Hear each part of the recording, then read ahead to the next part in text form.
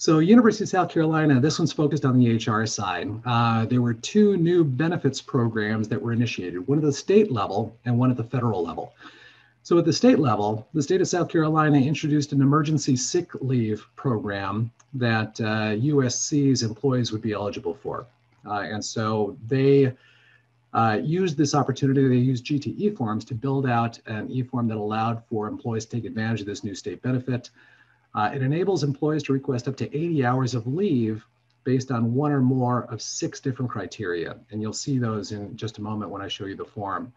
A campus leave administrator goes in once that form is submitted and then manually calculates and enters the eligible hours for each of the employees that have submitted a form. And then once the form gets approved, the employer receives an email reflecting that eligible amount, and they can go ahead and apply that as they see fit. For emergency FMLA, that's the one that was initiated on the federal level. The form that they created is a simple request that enables employees to take advantage of expanded FMLA leave benefits. Both of these, at the time that they were built, took a couple of days for USC to create them. This was their first opportunity that they had to actually build out eForms from scratch. We, Gideon Taylor, had helped them on their first big project, automating personnel actions, as well as a large variety of manager and employee self-service transactions in 2019. Here, they were going to go ahead and build their own. After they had learned more about the tool and had gotten a chance to get their feet wet on these two forms initially, they've determined that both of these forms could have been built out in less than a day.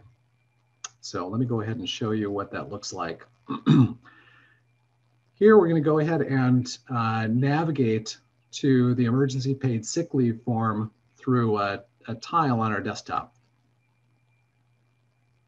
The page that opens up the employer, you're going to be able to see some rich text at the top. So below that, that employee can choose what employer record they're going to apply this to, and then they can select whether this is an initial request or a change to an existing request. I see here all of the nicely formatted eligibility requirements. So if I meet any one of these 6 eligibility requirements, I can go ahead and choose which one and submit my form.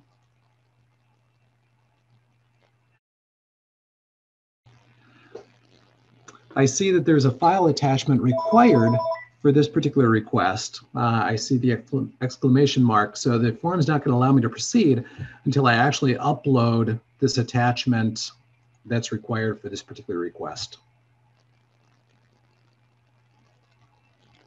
That could certainly be conditional.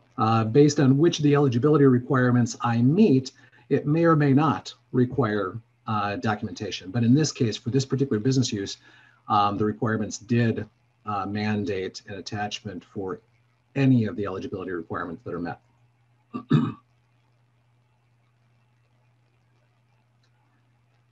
So we submit. I can go ahead and look at the approval route.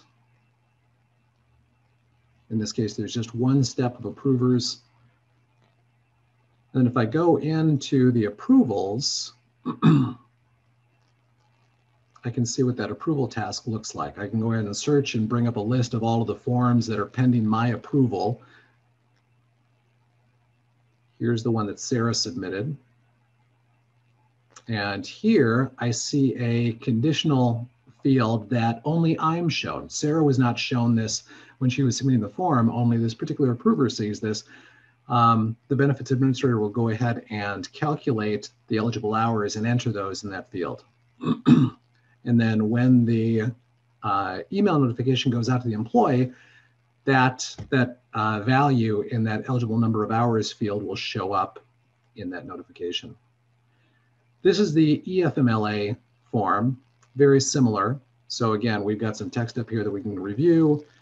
We can select the date that we want to start leave. Depending on whether we're requesting leave or not, it's going to conditionally how to display different segments. And then I can go ahead and select whether or not I want to use accrued leave as part of this request. Here again, I'm prompted to upload an attachment.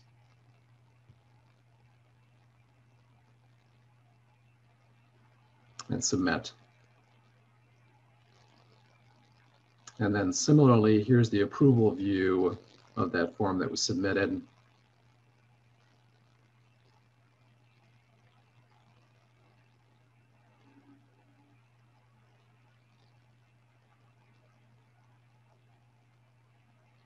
And then we can see the transaction log of everybody who interacted with that form and what action they took.